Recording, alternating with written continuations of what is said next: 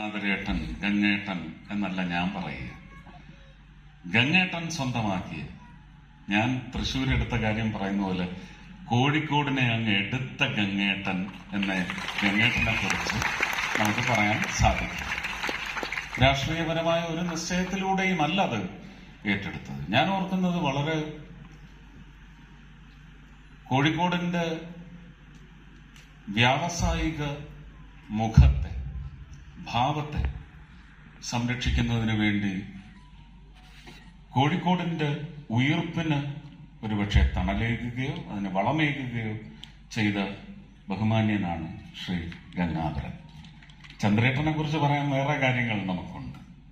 പക്ഷേ ചലച്ചിത്ര രംഗത്ത് ഞങ്ങളുമായിട്ട് ഇത്രയും ഹൃദയബന്ധം പുലർത്തിയ ഒരു നിർമ്മാതാവെന്ന നിലയ്ക്ക് the other side of Shri Gangadharan, അത്